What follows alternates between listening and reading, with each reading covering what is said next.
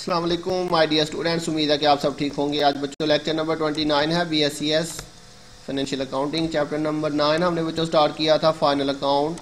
आज के लेक्चर के अंदर हम बच्चों एक्सरसाइज नंबर 7 सॉल्व करेंगे। तो सबसे पहले इसको रीड कर लेते हैं। Following is the trial balance of Imran brothers as on 31 December 2010।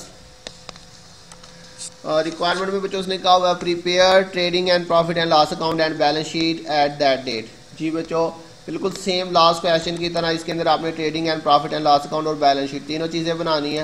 हम इसमें ट्रेडिंग और प्रॉफिट एंड लॉस इकट्ठा बनाएंगे और बैलेंस शीट जो है वो अलहदा से बनाएंगे। तो ये बच्चों इसका नाम आ जाएगा, हेडिंग आ जाएगी, डेट आ जाएगी। यहाँ पे सबसे पहले बच्चों हमने ओपनिंग स्टॉक लिखना होता है, तो पढ़ते हैं इसको। ओपनिंग स्टॉक देखते हैं दिया हुआ है या नहीं। Drawings, cash, goodwill, purchase, stock. जी बच्चों ये हमारा ओपनिंग स्टॉक है। ये नीचे इसने क्लोजिंग स्टॉक भी दिया हुआ है। 31 दिसंबर इसकी क्लोजिंग डेट है, तो ये 1 जनवरी 2010 लिखा हुआ है। तो बच्चों ये 31 दिसंबर क्लोजिंग है, तो ये 1 जनवरी हमारा ओपनिंग होगा। तो यहाँ पे ज़रूरी नहीं कि इसके साथ ओपनिंग लिखे, सम टाइम वो इसके साथ डेट लिख देता है। सम टाइम ऐसे ही सिंपल स्टॉक लिखा हो तो वो भी बच्चों हमारा ओपनिंग स्टॉक होगा, अगर उसके साथ कुछ मेंशन नहीं है। तो ये ओपनिंग स्टॉक है बच्चों 48,500।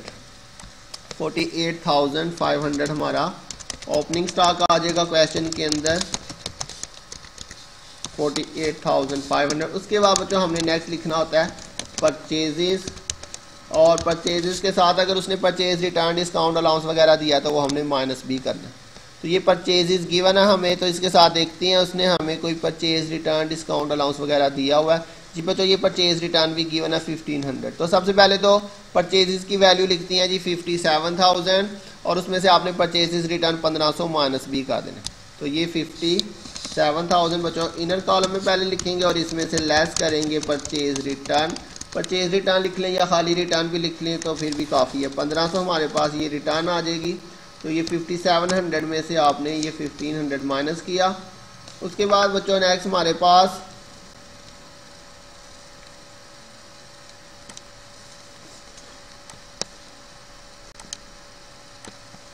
उसके बाद बच्चों डायरेक्ट एक्सपेंसेस आएंगे। डायरेक्ट एक्सपेंसेस आपकी वो इसकी पहचान होगी बच्चों। डायरेक्ट एक्सपेंस में हमारे पास आ रहा है यहाँ पे फ्रेट। सिर्फ जी बच्चों एक ही एक्सपेंस है, सिर्फ फ्रेट 500। इसके अलावा कोई भी डायरेक्ट एक्सपेंस नहीं दिया हुआ। फ्रेट 500 है बच्चों। उसके बाद इस साइड पे बच्चों आएगा सबसे पहले हमारे पास सेल, और सेल में से सेल रिटर्न डिस्काउंट अलाउंस अगर है तो वो माइनस करना। तो ये बच्चों सेल की वैल्यू है 1,31,000, और इसके साथ ही यहाँ पे 1,000 रुपया जो है वो सेल रिटर्न भी दिया हुआ। तो 1,31,000 हमारे पास सेल की वैल्यू आ जाएगी, और इसमें से आपने क्या करना है, लेस सेल रिटर्न आपने इसमें से माइनस कर देना है। कितना बच्चों सेल रिटर्न है 1000, तो ये 1,30,000 आपके पास जो है वो नेट सेल आ जाएगी। इसके बाद यहाँ पे बच्चों हमने लिखा था क्लोजिंग स्टॉक। तो क्लोजिंग स्टॉक उसने क्वेश्चन के एंड पे हमें दिया हुआ ये बच्चों 10,000 रुपया हमारा क्लोजिंग स्टॉक है। तो जी बच्चों ये हमारे पास ट्रेडिंग अकाउंट जो है ये कंप्लीट हो गया। देखते हैं कौन सी साइड बढ़ी है। तो बच्चों ये 1,30,000 और 10,000 ये 1,40,000, और दूसरी साइड पे हम देखें टोटल 48,500 जमा 55,500 और प्लस 500, तो 1,04,500। तो बच्चों यही वाली साइड बढ़ी है हमारे पास, 1,40,000 टोटल आ जाएगा।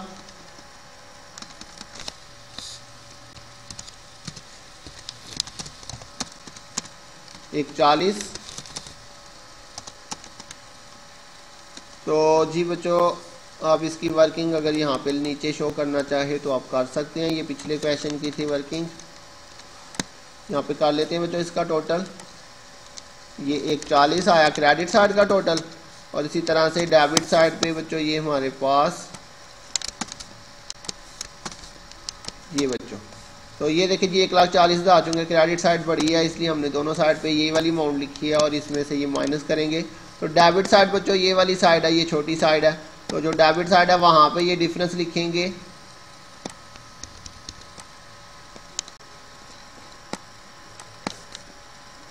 जी बच्चों ये जो डिफरेंस आया हमारे पास कितना 35,500, ये यहाँ पे ग्रॉस प्रॉफिट आ जाएगा हमारे पास CD, और इसको मैंने बताया था यहाँ पे हम ट्रांसफ़र करेंगे ग्रॉस प्रॉफिट BD के नाम से। यही वाली वैल्यू बच्चों यहाँ पे ट्रांसफ़र होगी। अब इसके बाद बाकी बच्चों जो इनडायरेक्ट एक्सपेंसेस है वो आपने यहाँ पे लिखनी है। इनडायरेक्ट एक्सपेंसेस में क्या क्या आ रहा है आपके पास, इसमें आपके पास आ रहा है बच्चों सिर्फ ट्रेड एक्सपेंस आ रहा है, सिर्फ एक ही आपके पास जो है वो इनडायरेक्ट एक्सपेंस दिया हुआ है ट्रेड एक्सपेंसेस। बाकी जो है वो bank overdraft, capital, bills payable, ये हमारी लाइबिलिटी है। तो सिर्फ एक ही हमारे पास इनडायरेक्ट एक्सपेंस है 14,000 ट्रेड एक्सपेंस। ट्रेड एक्सपेंस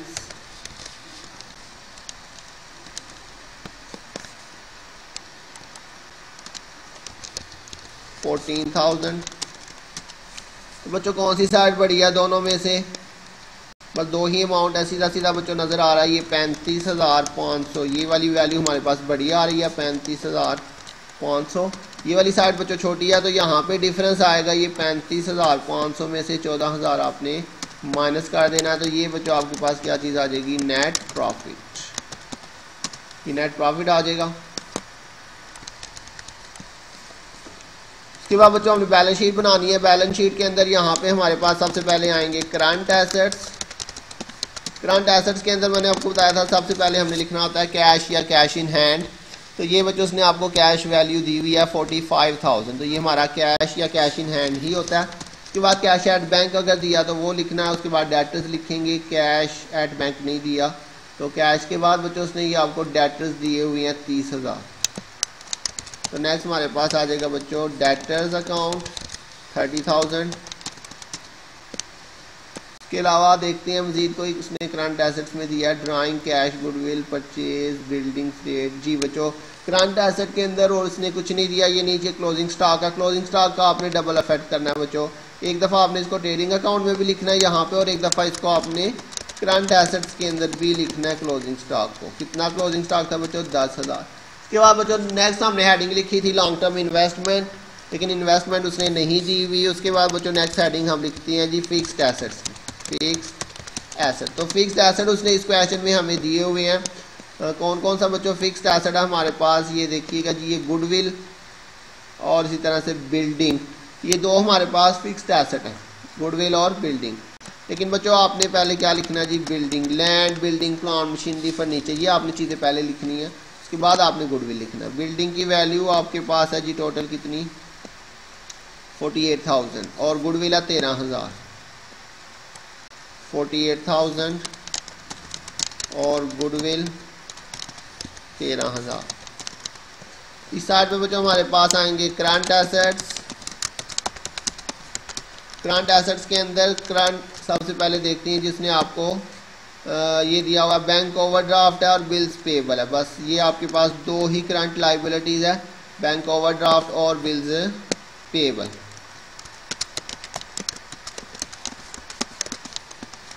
और बिल्स पेबल वैल्यू बच्चों हम इसकी देख लेते हैं। हमारे पास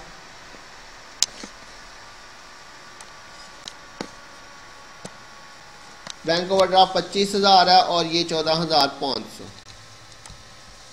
25,000 और 14,500। इसके बाद बच्चों नेक्स्ट हम हेडिंग लिखते हैं long term liabilities. Long term liabilities के अंदर लोन और मॉर्टगेज आता है जो कि क्वेश्चन में नहीं दिया। उसके बाद नेक्स्ट हेडिंग आ जाएगी हमारे पास ऑनर्स इक्विटी की।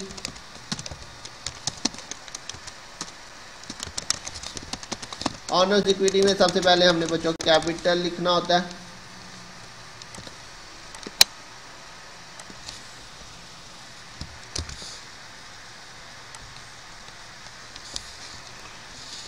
कैपिटल की वैल्यू बच्चों देखते हैं कितनी है हमारे पास। कैपिटल बच्चों ये इसने दिया 92,500। 92,500। इसके अंदर बच्चों हमने ऐड करना होता है नेट प्रॉफिट। नेट प्रॉफिट बच्चों कहाँ से आता है, ये हमने जो यहाँ पे कैलकुलेट किया 21,500, ये हमारे पास नेट प्रॉफिट, यहीं से आपने इसको ट्रांसफ़र करना है। इसका टोटल करेंगे बच्चों, यहाँ पे इसका हम टोटल करते हैं तो ये प्लस होगा 92,500 प्लस 21,500, तो ये आपके पास टोटल 1,14,000 आ रहा है बच्चों।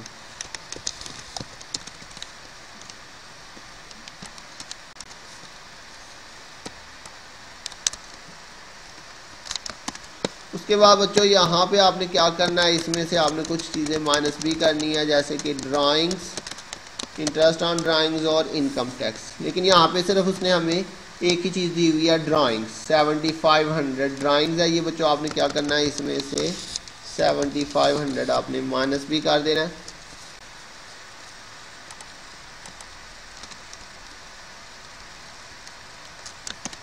माइनस करके बच्चों यहाँ पे आपने फाइनली 1,14,000 माइनस 7500 ये आपके पास टोटल आ जाएगा।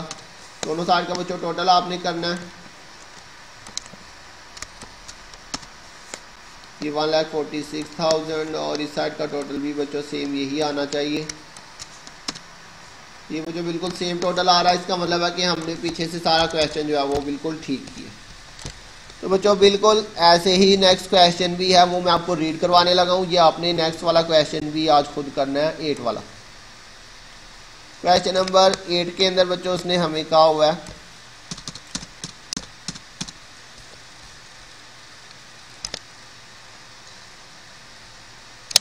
Prepare trading and profit and loss account and balance sheet. जी बच्चों कैश करंट एसेट्स है, डेटर्स करंट एसेट्स है, क्रेडिटर्स हमारी करंट लाइबिलिटी है, प्लांट ये फिक्स्ड एसेट है, प्लांट एंड मशीनरी।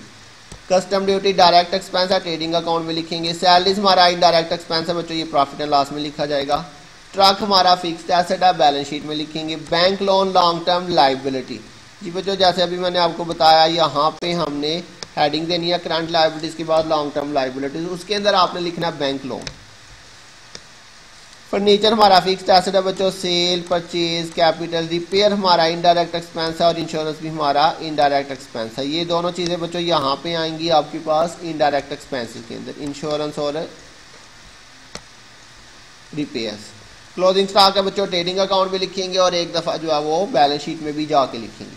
तो ये बच्चों आज आपने ये 2 क्वेश्चन करने हैं। और बच्चों लेक्चर सुनने के बाद कमेंट सेक्शन में जाके अपनी अटेंडेंस ज़रूर मार्क कीजिएगा। इंशाल्लाह बहुत जल्द मिलेंगे नेक्स्ट लेक्चर के साथ। तब तक के लिए अपना ध्यान रखिएगा। अल्लाह हाफिज़।